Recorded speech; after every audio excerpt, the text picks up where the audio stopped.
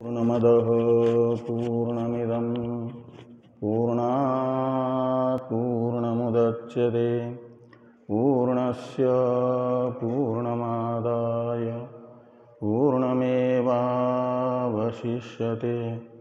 ॐ शान्ति शान्ति शान्तिः। शङ्करं शङ्कराचार्यं केशवं सूत्रभाष्य कृतौ वन्दे भगवन्तौ पुनः पुनः। ईश्वरो गुरुरात्मेति मूर्तिभेदविभागिने व्योमवद्व्याप्तदेहाय दक्षिणामूर्तये नमः। ओम शांति शांति शांति।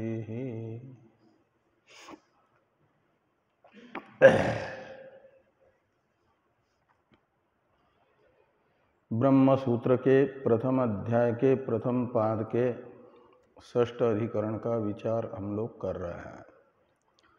आनंदमय अधिकरण नामक इस अधिकरण के 8 सूत्रों में से 3 सूत्र की चर्चा हम लोग कर चुके हैं।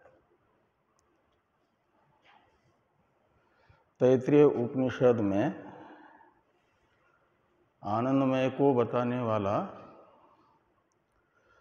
जो वाक्य हैं वो है इस अधिकरण का विषय।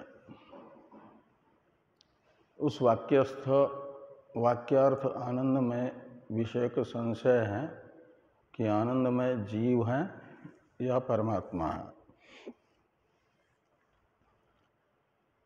पूर्व पक्षी का कथन था आनंदमय जीव है, सिद्धांत है आनंदमय परमात्मा है, क्योंकि आनंद के वाचक शब्दों का वहाँ पर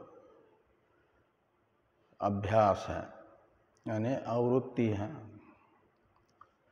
और आनंद स्वरूप है परमात्मा। उस आनंद स्वरूप परमात्मा के वाचक आनंद के पर्यायवाचक शब्द और आनंद शब्द की कई बार आवृत्ति होने से आनंदमय परमात्मा ही होगा। तो विकारार्थक मयट प्रत्यय का क्या होगा? तो कहा कि आनंदमय शब्द में विकारार्थक मयट प्रत्यय नहीं है, प्राचुर्य अर्थ में है। इसलिए वह आनंदमय शब्द का अर्थ निकलता है आनंद प्रचुर। प्रचुर आनंद, और प्रचुर आनंद है परमात्मा, असीमित आनंद है परमात्मा। और संसार के प्राणियों के आनंद का हेतु भी आनंदमय को बताया है। तो जो आनंद प्रचुर होगा वही तो संसार के असंख्य प्राणियों के आनंद का हेतु बन सकता है। इस प्रकार 3 सूत्रों से आनंदमय अधिकरण के ये बताया गया कि आनंदमय परमात्मा है। इसी अर्थ का ज्ञापक उपक्रम भी बताया जा रहा है कि आनंदमय परमात्मा होगा। चौथे सूत्र में आया कि मांत्रवर्णिकम ये वच गीयते। 4 पद हैं इस सूत्र में। मांत्रवर्णिकम का अर्थ है मंत्र के वर्णों से प्रतिपादित, मंत्रवर्णिक। तो मंत्र शब्द से लेना जो तैत्तिरीय उपनिषद के ब्रह्मानंद वल्ली में उपक्रम में एक मंत्र आया, सत्यम ज्ञानम अनंतम ब्रह्म यो वेद निहितं गुहायाम सोष्णुते सर्वान् कामान स ब्रह्मणा विपश्चिता। इस मंत्र को यहाँ पर मांत्रवर्णिकम में मंत्र शब्द से लेना, और मंत्र में प्रयुक्त जो वर्ण है सत्यम ज्ञानम इत्यादि, वो हो गए मंत्र वर्ण। और फिर मंत्र वर्ण ही प्रतिपादितम, इस अर्थ में ठय प्रत्यय होकर के बना, ठय के ठकार को ईकादेश और ईंत होने से आदि वृद्धि, तो मांत्रवर्णिकम ये शब्द बना। तो मांत्रवर्णिक कौन है? ब्रह्मविद आपनोति परम, इस सूत्रस्थ ब्रह्म पदार्थ मांत्रवर्णिक है।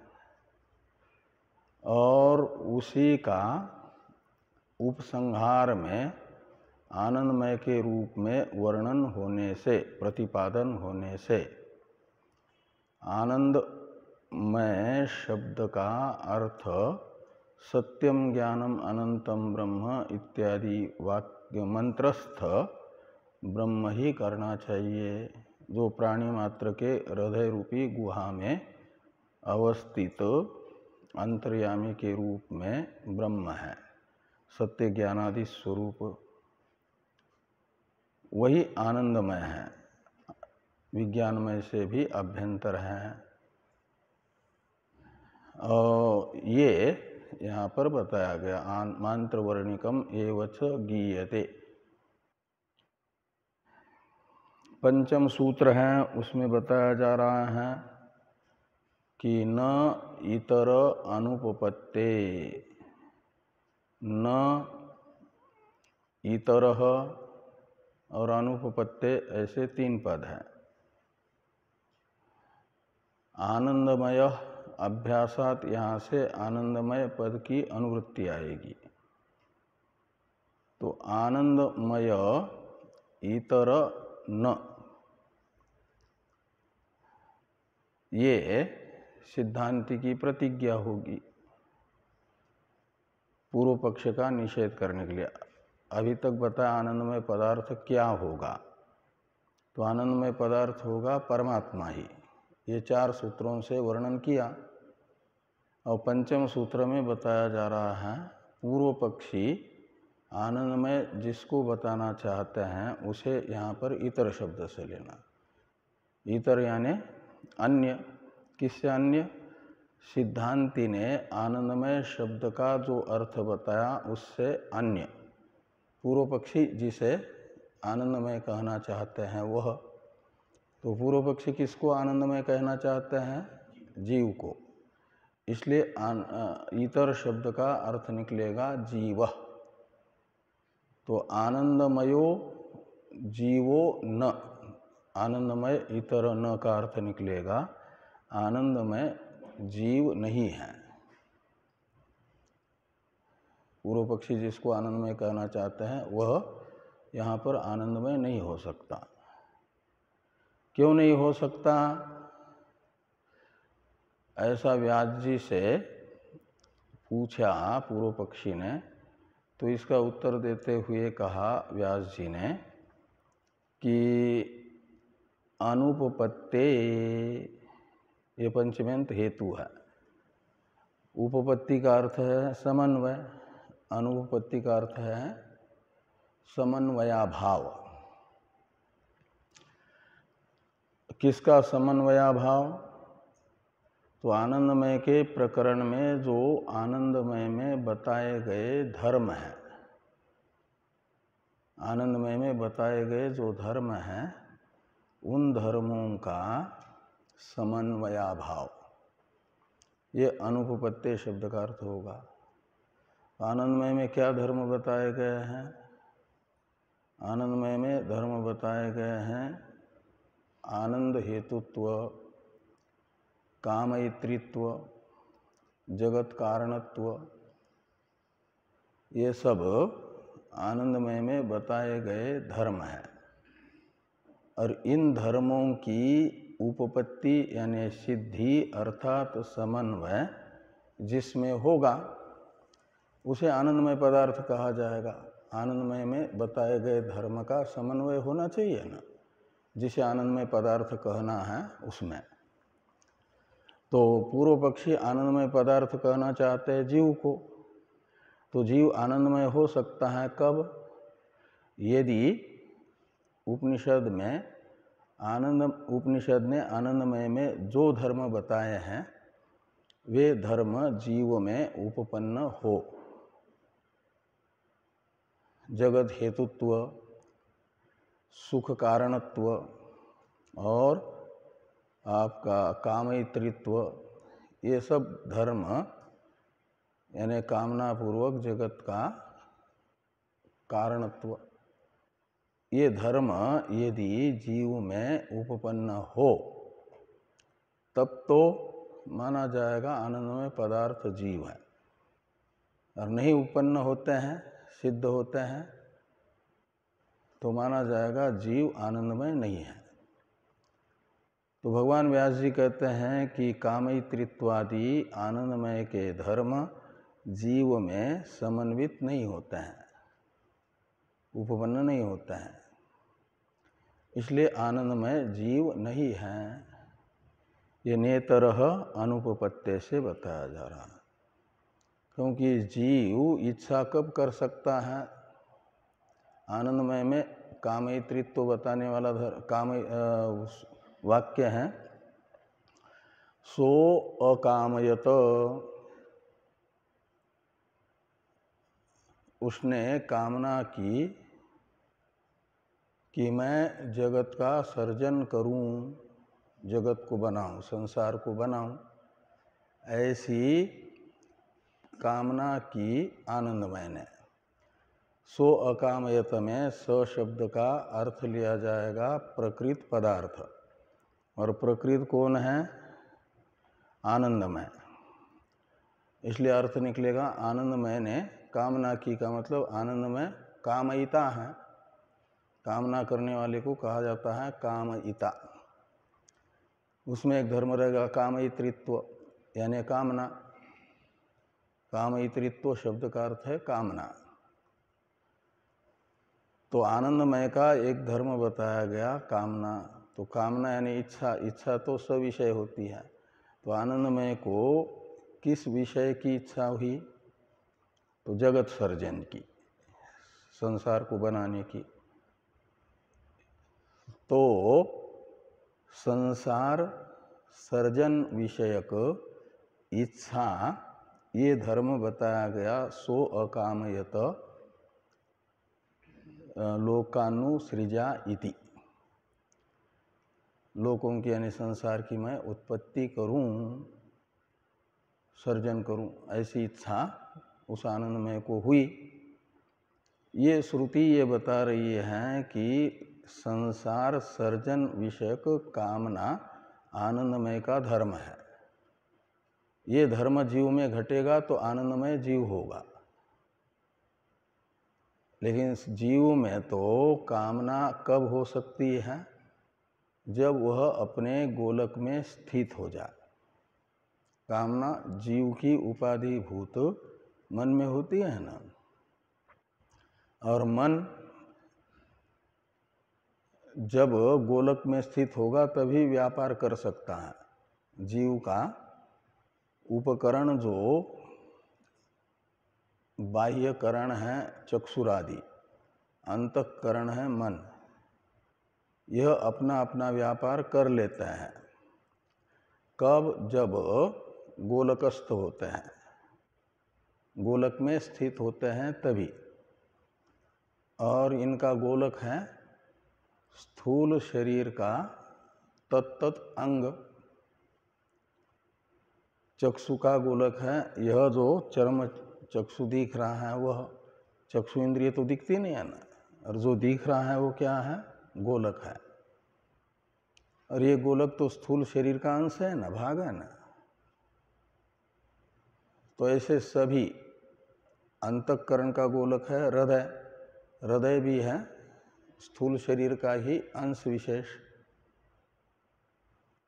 तो ये सब जो स्थूल शरीर बनेगा तब गोलक बनेंगे माना जाएगा, स्थूल शरीर के अंग होने से। और तो स्थूल शरीर तो जगत अंतपाती है कि नहीं? तो जगत अंतपाती होने से जब तक स्थूल शरीर का निर्माण नहीं होगा तब तक जीव में इच्छा होना भी संभव नहीं है।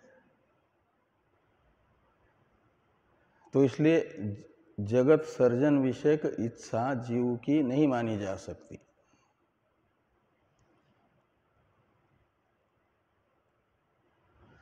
तो फिर वो कौन हो सकता है जगत सर्जन विषयक इच्छा वाला? जीव नहीं है तो माया उपाधिक चैतन्य ईश्वर ही हो सकता है, परमात्मा ही हो सकता है। उसमें माया में ये इच्छा हो जाएगी, माया की इच्छा है। तो इस प्रकार ये कामयित्रित्व धर्म अनुपपन्न है। ऐसे जगत सृष्टित्व, जगत का सर्जन करने के लिए जीव को कोई भी कार्य करने के लिए उसके उपकरणों की आवश्यकता है। और कर्मेंद्रियां कब कार्य कर सकती हैं? जब अपने अपने गोलक में स्थित होती है। हस्त इंद्रिय जब उसका गोलक जो ये हाथ है इसमें स्थित होगा तब लेना देना रूप कार्य कर सकता है, कुछ पेंटिंग आदि बनाना रूप कार्य कर सकता है। और यदि ये गोलक ही ना हो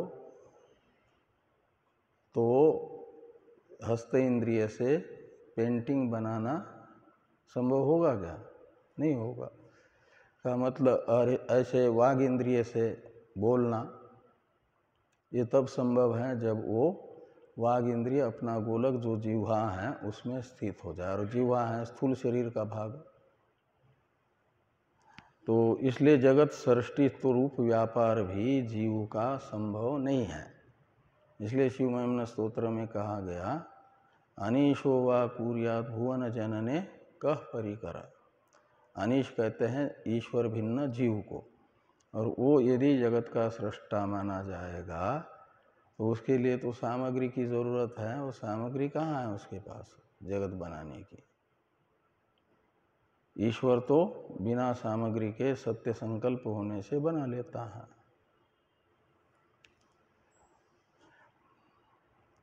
तो ये कहा गया कि इतरह यानी जीव आनंदमयो न, क्योंकि आनंदमय में उक्त जो धर्म है उनका समन्वय जीव में न होने से।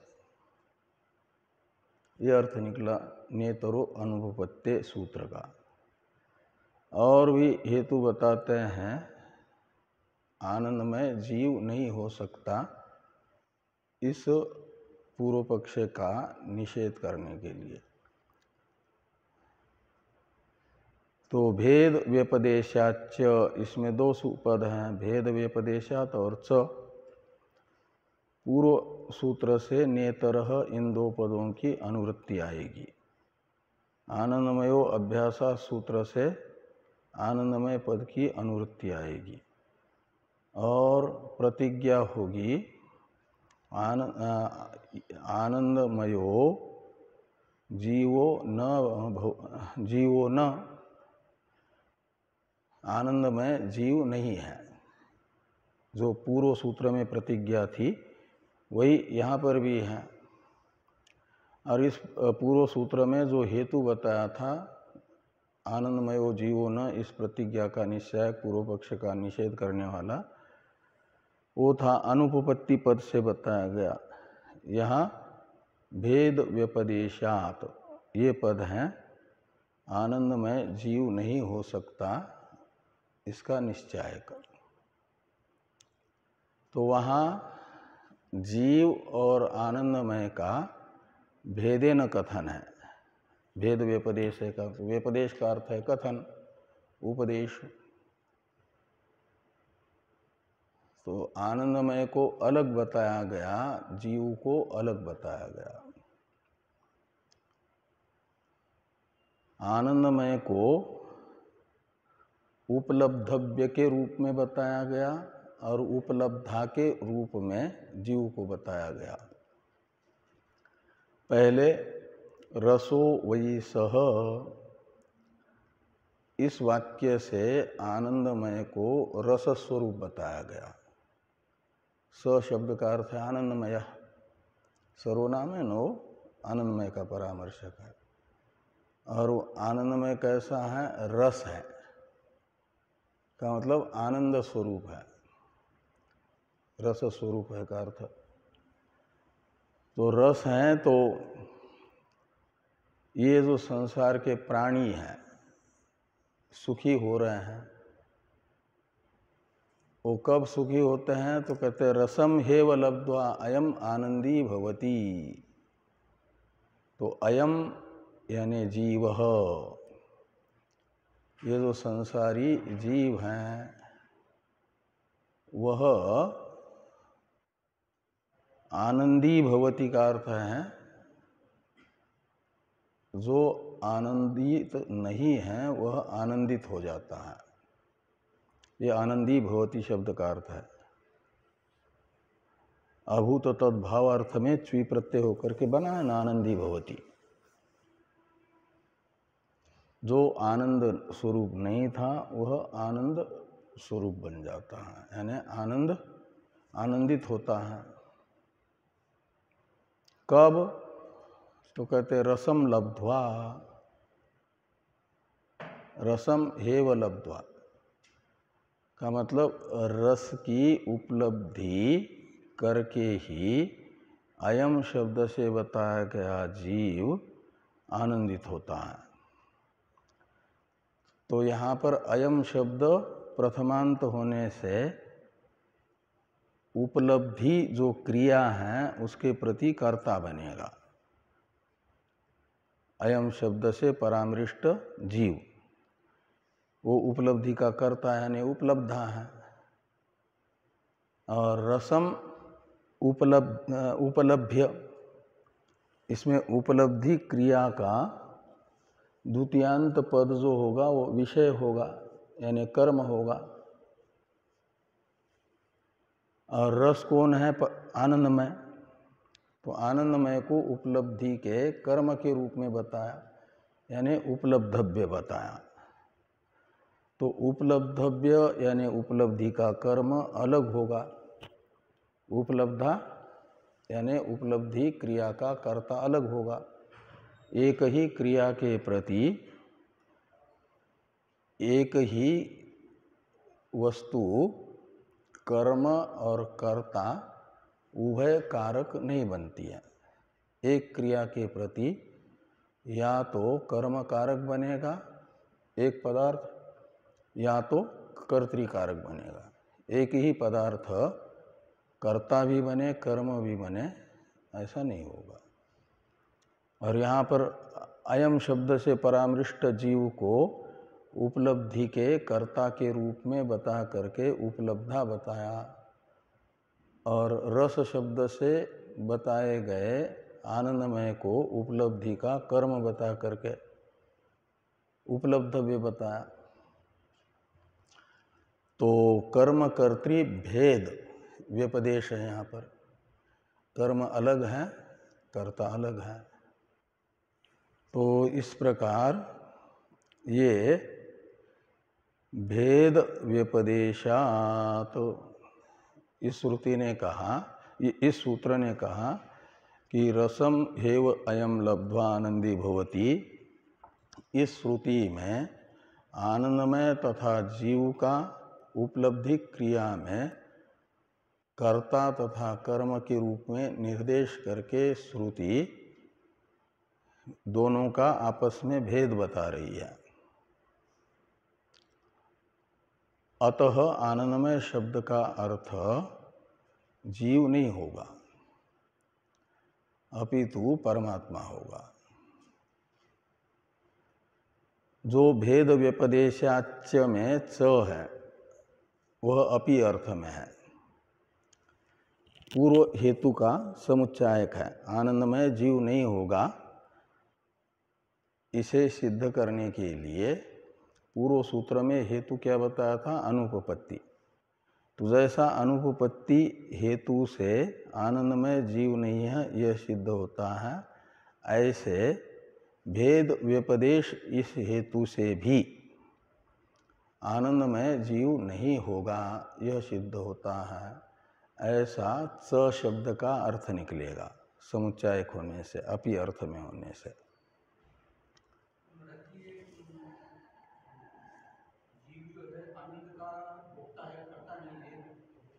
जीव हाँ कर्ता है, भोक्ता को ही कर्ता कहा जाता है। हाँ, उपलब्धि यानी अनुभव, और उस अनुभव का कर्ता अनुभविता है। उपलब्धा का अर्थ है अनुभविता, और अनुभविता जो होता है उसी को भोक्ता कहते हैं। किसका अनुभव? तो आनंद का। तो आनंद हो गया अनुभाव्य, और अनुभविता हो गया जीव। आनंद का अनुभव करके जीव सुखी होता है, आनंदमय का अनुभव करके।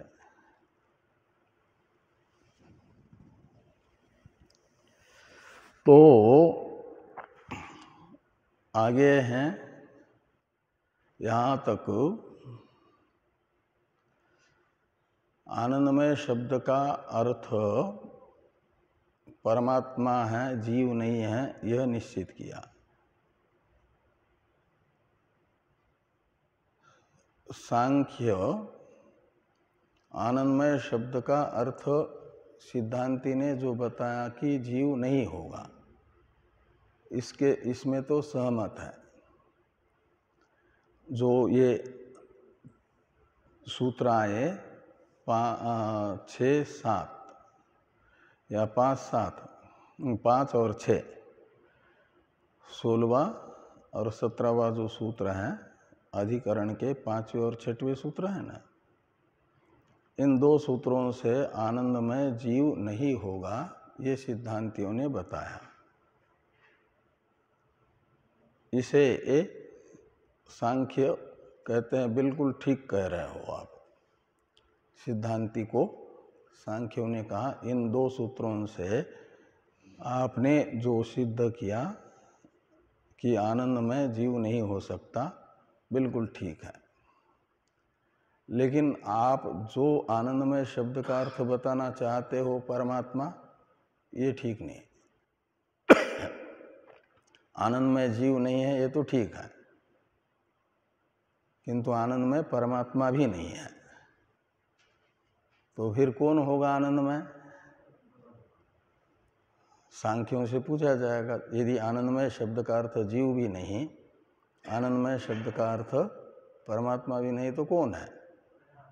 तो सांख्य कहेंगे प्रधान, बीच में टपक जाते हैं सांख्य। तो यहाँ पर आकर के कहने लगे कि आनंदमय शब्द का अर्थ प्रधान कर लो। तो 7वें सूत्र में भगवान वेद व्यास जी बता रहे हैं कि प्रधान भी आनंदमय शब्द का अर्थ नहीं होगा। कामाच्य न अनुमानापेक्षा, तो इसमें 4 पद हैं। कामात च न अनुमानापेक्षा। इसमें अनुमान शब्द का अर्थ है कर्म अर्थ में ल्युट प्रत्यय होने से अनुमेय। अनुमान शब्द का अर्थ क्या निकलेगा? अनुमेय। कर्म अर्थ में ल्युट प्रत्यय करने से। और अनुमेय कहा जाता है अनुमिति के विषय को, अनुमान प्रमाण के विषय को। और अनुमेय कौन है? तो सांख्य कहते हैं जगत कारणत्वेन रूपेण अनुमेय जो प्रधान, अनुमेय है प्रधान। कैसे? तो कहा जगत की हर एक वस्तु सुख दुख मोहात्मक प्रतीत हो रही है। संसार की जो भी वस्तु लो, वह किसी के सुख का हेतु है, किसी के दुख का हेतु है और मोहात्मक है। तो संसार सुख दुख मोहात्मक होने से माना जाएगा सुख दुख मोह जिससे होता है तदात्मक जगत का कारण है। तो सुख किससे होता है?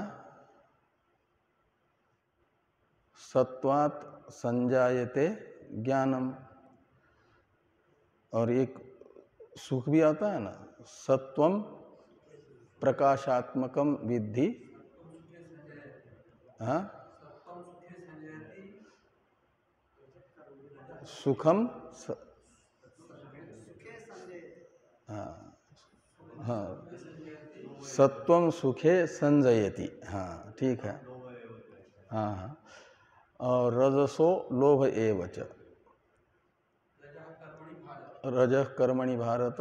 और ये जो है तमोगुण,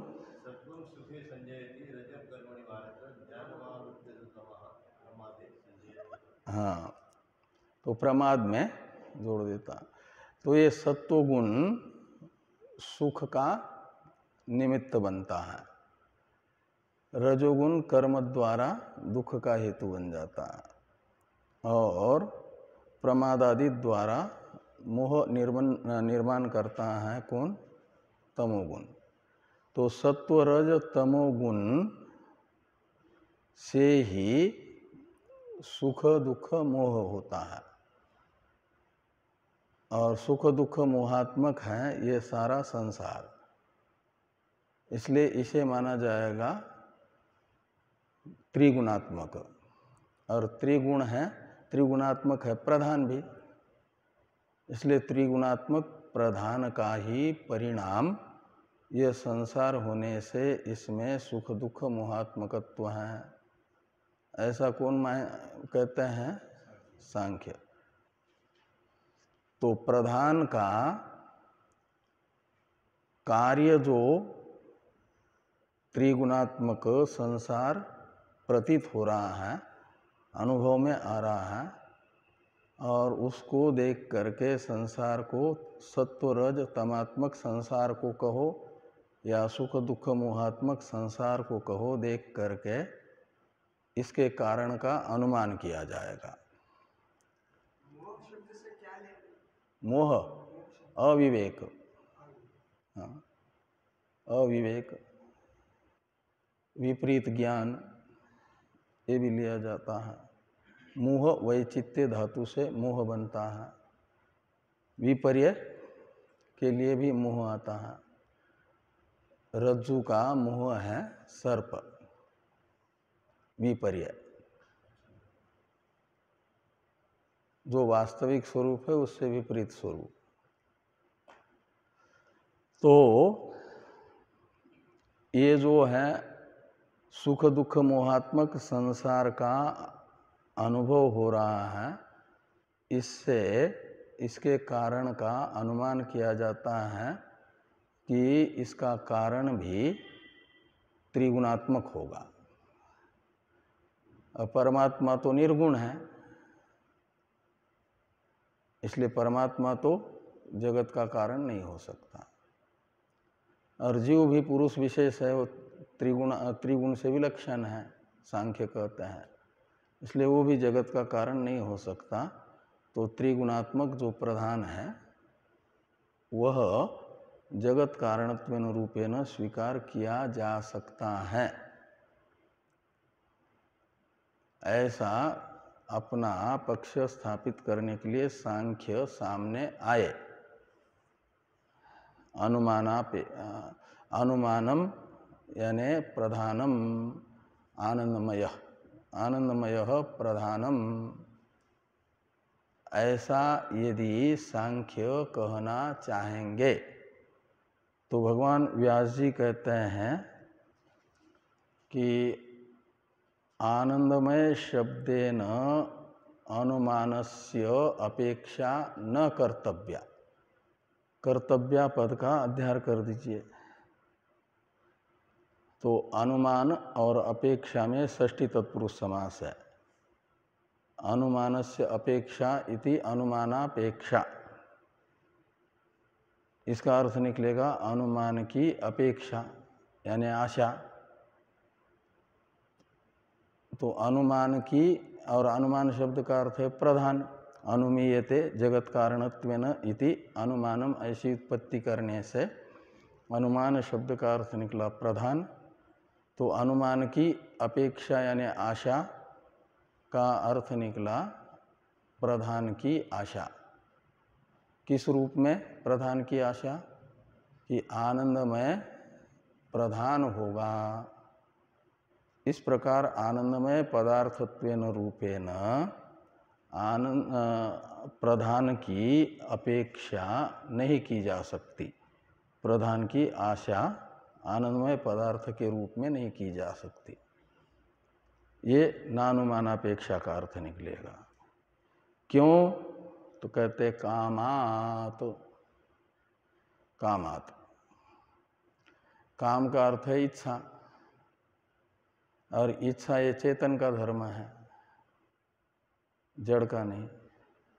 और सो अकामय, तो यह वाक्य स शब्द से आनंदमय का ग्रहण करके बता रहा है कि आनंदमय कामयिता है, यानी कामना वाला है। आनंदमय में कामना है, आनंदमय इच्छा वाला है, यह अर्थ निकलेगा। तो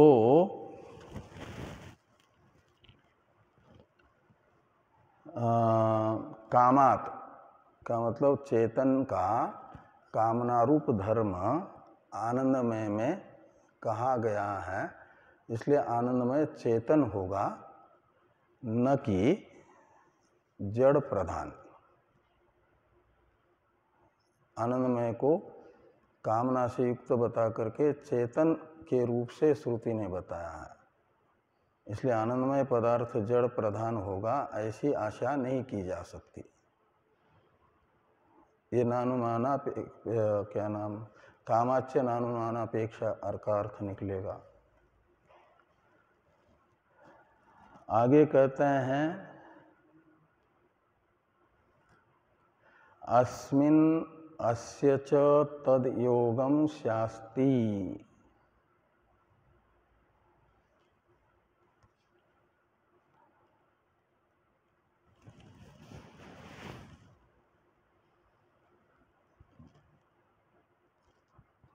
तो अस्मिन् अस्य च तद योगम और शास्ति, ऐसे 5 पद हैं। अस्मिन ये इदम सर्वनाम का सप्तमी का एक वचन है, और अस्य ये उसी इदम सर्वनाम का षष्ठी का एक वचन है। इसमें अस्मिन शब्द से लिया जाएगा आनंदमय को, और अस्य शब्द से लिया जाएगा जीव को। तो अस्मिन यानी आनंदमये, और अस्य यानी जीवस्य।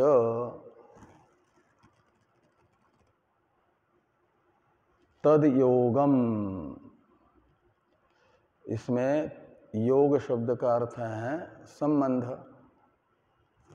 और तत् शब्द का अर्थ है तेन योग, तद योग, ऐसा षष्ठी तृतीय तत्पुरुष समास करिए।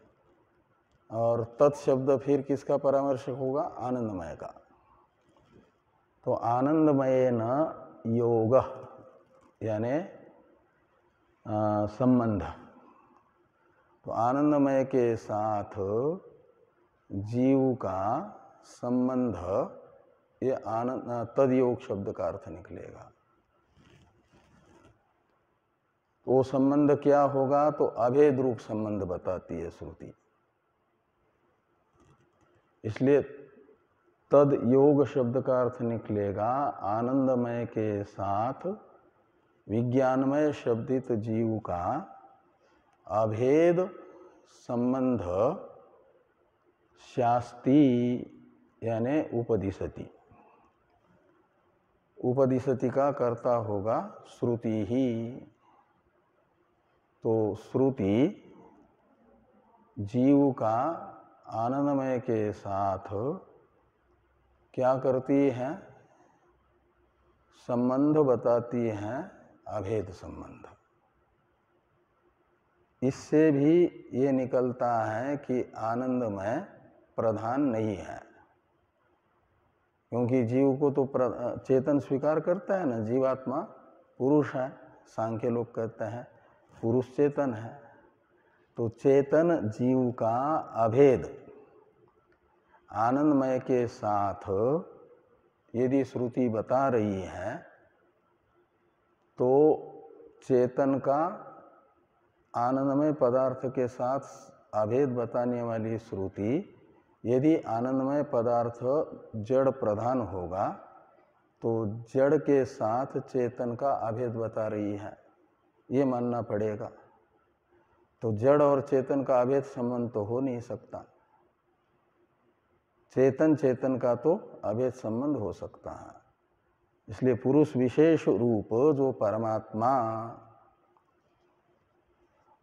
स्वभावतः पंचक्लेश रहित जो परमात्मा, उसके वो चेतन है और उसके साथ चेतन जीवात्मा का अभेद संबंध हो सकता है। इसलिए यहाँ पर कहा कि अस्मिन् अस्य च तद्योगम शास्ति। वो कौन सी श्रुति? तो वही तैत्तिरीय उपनिषद में ही आता है, एतस्मिन् अनिलयने इत्यादि वाक्य आता है ना, अभयम प्रतिष्ठाम लभते, ऐसा एक वाक्य आता है। यह जीव ये तस्मिन् अनिलयने इत्यादि वाक्य से बताया गया है। ये तस्मिन् से आनंदमय परमात्मा, इस आनंदमय परमात्मा में येष शब्दित जीव अभय प्रतिष्ठा को प्राप्त करता है। अभय प्रतिष्ठा को प्राप्त करता है का मतलब एकीभूत होता है। तो आनंदमय शब्द का अर्थ परमात्मा करने पर इस श्रुति के द्वारा जीव चेतन जीव का आनंदमय के साथ अभेद कथन उचित माना जाएगा, और आनंदमय शब्द का अर्थ प्रदान करने पर जड़ के साथ चेतन का अभेद ये अनुचित हो जाएगा, अनुचित कथन हो जाएगा। तो अस्मिन् अस्य च तद्योगम शास्ति, ये अंतिम सूत्र इस अधिकरण का था, इसकी चर्चा भी हो गई।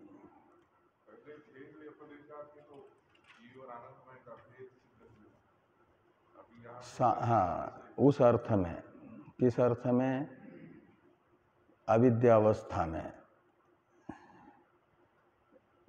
जब जीव अपने आप को परिच्छिन्न ही अनुभव करता है, उपाधि के साथ तादात्म्य करके अविद्यक, वो परिच्छिन्न होने से दुखी हो जाता है। कभी कभी जब उसका परिच्छिन्न भाव मिट जाता है, सुषुप्ति आदि में, आदि शब्द से समाधि को लीजिए, मन समाहित हो जाता है, तो आनंदमय को प्राप्त करके, आनंदमय का अनुभव करके सुखी हो जाता है। ये साधक अवस्था में। तो आनंदी होना है, आनंदमय स्वरूप हो जाना, तदा दृष्टु स्वरूपे अवस्थानम। तो इस प्रकार ये जो आनंदमय अधिकरण है, इसके प्रथम वर्णक के अनुसार सूत्रों का विचार हो गया। अधिकरण सार के दोनों श्लोकों का भी विचार हो गया था। द्वितीय वर्णक के अनुसार जो अधिकरण सार के 2 श्लोक हैं, इनका उच्चारण कर ले और दोनों का अर्थानुसंधान कर लें। सूत्रों का तो जो अर्थ बताया प्रथम वर्णक के अनुसार वो समझ लेना। द्वितीय वर्णक का अर्थ समझने के लिए अगले ज्ञानयज्ञ में ये करेंगे, सूत्रों का द्वितीय वर्णक के अनुसार अर्थ करेंगे। अन्यांगम स्वप्रधानम वा ब्रह्मपुच्छमिति श्रुतम्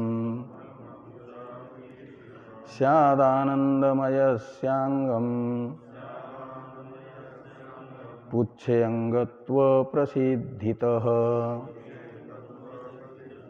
लांगुला संभवादत्र पुच्छेनाधारलक्षणा आनंदमय जीवोऽस्मिन् आश्रितोतः प्रधानता।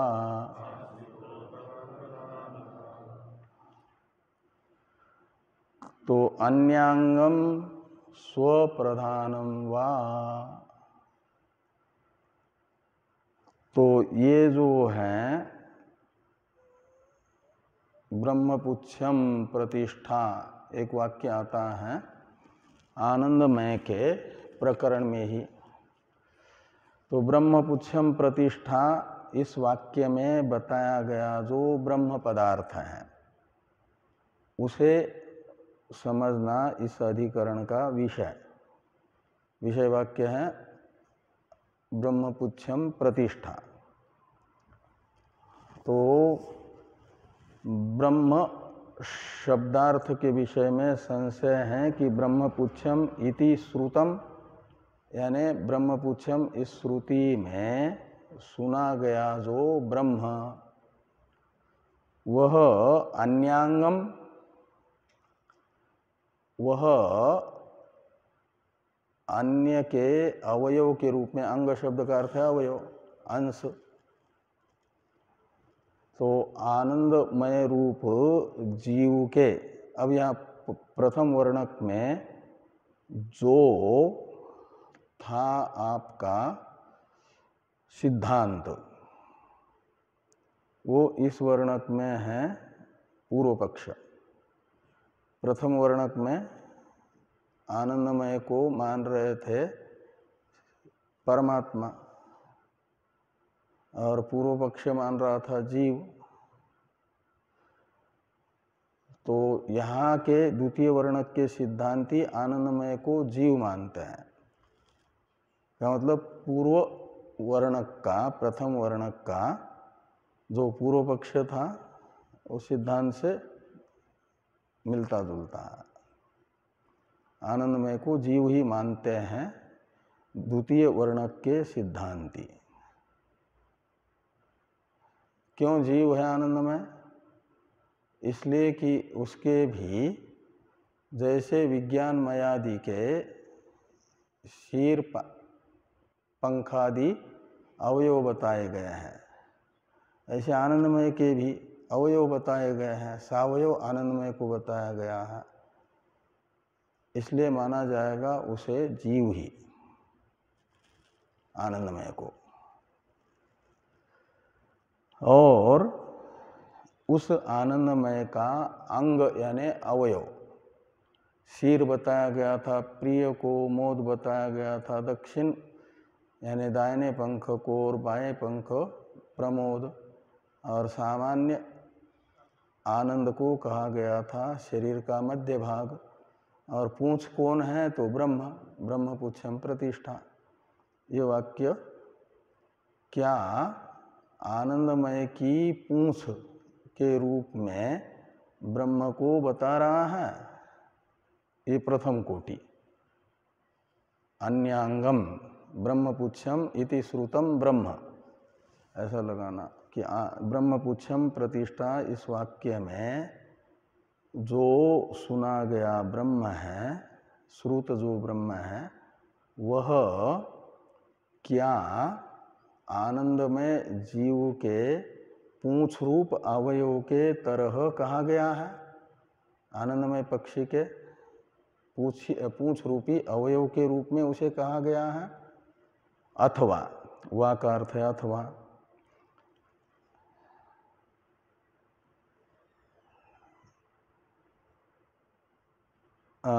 स्वप्रधानम, तो ब्रह्मपुच्छम इति श्रुतम ब्रह्म स्वप्रधानम। तो स्वप्रधानम का अर्थ है स्वयं स्वरूप का ही मुख्य रूप से परामर्शक है। यहाँ प्रधान शब्द से सांख्य का प्रधान नहीं लेना, मुख्य।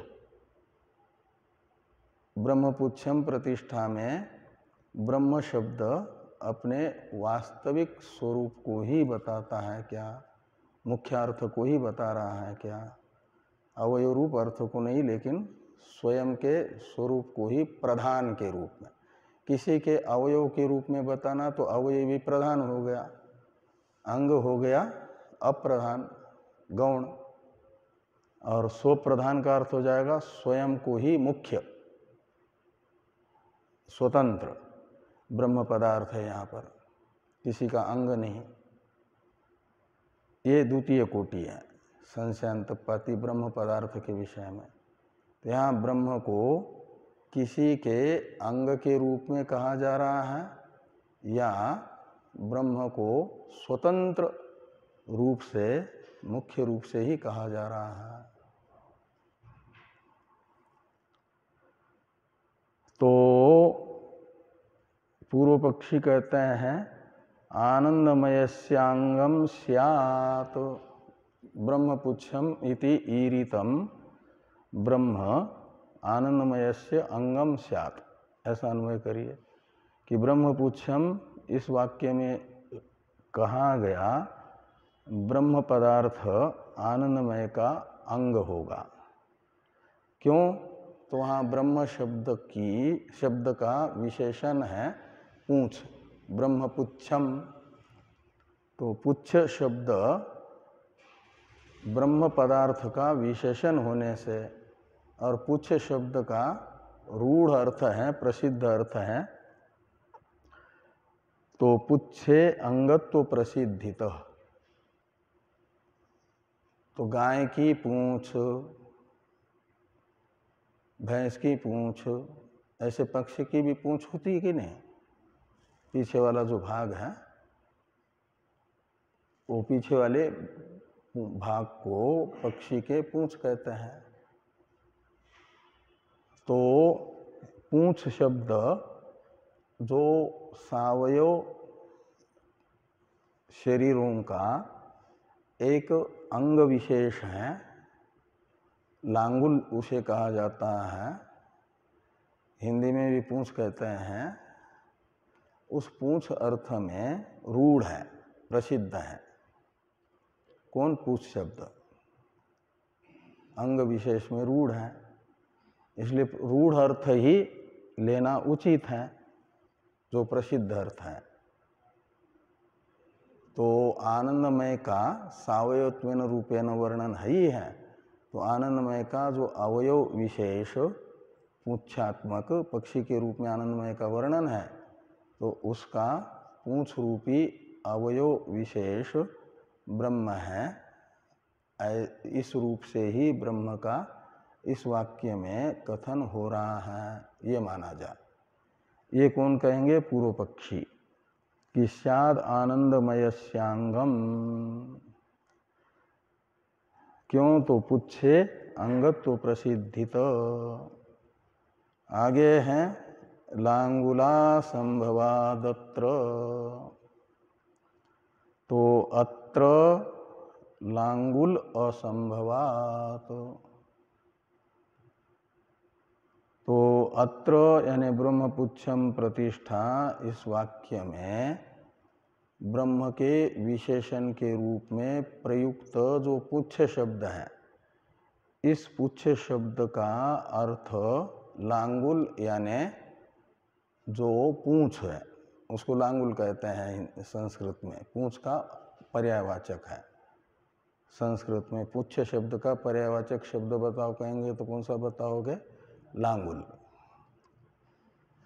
और हिंदी में पुच्छ शब्द को पूंछ कहते हैं। तो कहते हैं यहाँ पर पूछ शब्द का जो प्रसिद्ध अर्थ है अंग विशेष, वह आनंदमय की पूछ रूपी अंग विशेष के रूप में ब्रह्म का ग्रहण असंभव है। ब्रह्म तो व्यापक है ना, पूंछ तो परिच्छिन्न होनी चाहिए। और कौन सा ब्रह्म है ये, जिसको सत्यम ज्ञानम अनंतम कहा गया। अनंत का मतलब देश काल वस्तु से अपरिच्छिन्न। वो पूंछ कैसे बनेगा, परिच्छिन्न अर्थ उसका नहीं कर सकते।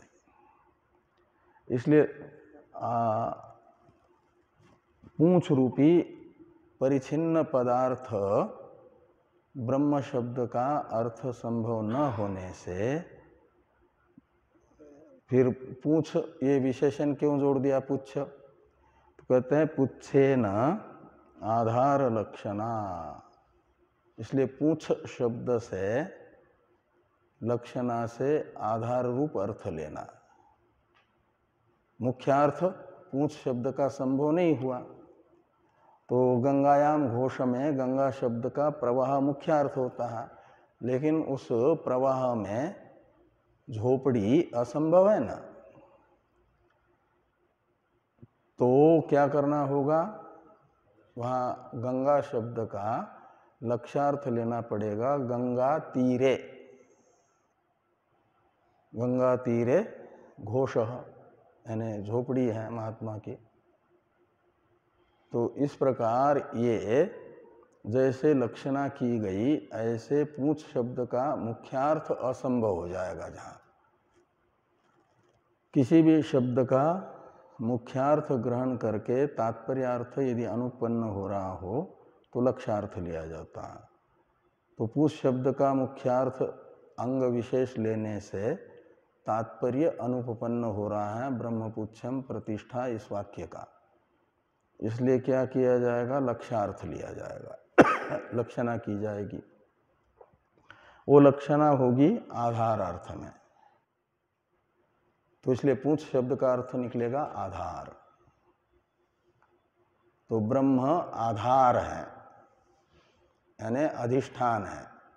किसका, आनंदमय का। आनंदमय जीव जब तक उपाधि से युक्त है तब तक वह अध्यस्त है। किसमें, ब्रह्म में। ब्रह्म अधिष्ठान है, यह अर्थ निकलेगा। तो पुच्छेन आधार लक्षणा, इसलिए आनंदमय जीवोयम अस्मिन आश्रितो। तो अस्मिन यानी आनंद ब्रह्मणि, अस्मिन शब्द का अर्थ है ब्रह्म में। आनंदमय जीवो आश्रित, आनंदमय नामक जो जीव है वह आश्रित है यानी अध्यस्त है, और उसका आधार यानी अधिष्ठान है ब्रह्म। अतः प्रधानता, अतः प्रधानता का मतलब है इसीलिए ब्रह्म शब्द का मुख्यार्थ यहाँ पर लिया जाएगा। और ये जो रसो वै सह कहो या सो अकामयत इत्यादि वाक्य प्रारंभ हो रहा है, वह आनंदमय का परामर्शक नहीं है, अपितु आनंदमय के अधिष्ठान का परामर्शक है। और आनंदमय का अधिष्ठान ब्रह्मपुच्छम प्रतिष्ठा ने किसको बताया है, ब्रह्म को। पुछ शब्द का अर्थ अधिष्ठान निकला ना। तो ब्रह्म का परामर्शक हो जाएगा स शब्द, परमात्मा का। ब्रह्म यानी परमात्मा, आधार। और उसने कामना की, माइक कामना है, माई उपाधिक चैतन्य ने कामना की और कामना पूर्वक जगत का सर्जन किया, भोक्तृभोग्यात्मक जगत बना। और वो भोक्तृभोग्यात्मक जगत कहाँ पर है? तो ब्रह्मणी, ब्रह्म रूप अधिष्ठान में है। इसलिए ब्रह्म में प्रधानता है का मतलब स्वप्रधानता है, अन्य अंगत्व नहीं है। यहाँ ब्रह्म शब्द का जो मुख्यार्थ है वही लिया जा रहा है, न कि ब्रह्म शब्द को परिच्छिन्न अंग विशेष का वाचक माना जा रहा है। इस प्रकार ये जो है आपका षष्ठ अधिकरण, इसका विचार संपन्न होता है। सातवें अधिकरण का नाम है अंतराधिकरण। इस अंतराधिकरण की चर्चा करते हैं हम लोग कल सायंकालीन सत्र में। ओम पूर्णमदः पूर्णमिदं पूर्णात् पूर्णमुदच्यते पूर्णस्य पूर्णमादाय पूर्णमेवावशिष्यते। ओम शांति शांति शांति। शंकरं शंकराचार्यं केशवं बादरायणं सूत्रभाष्य कृतो वंदे भगवन्तो पुनः पुनः। ईश्वरो गुरुरात्मेति मूर्तिभेद विभागिने व्योमवद्व्याप्तदेहाय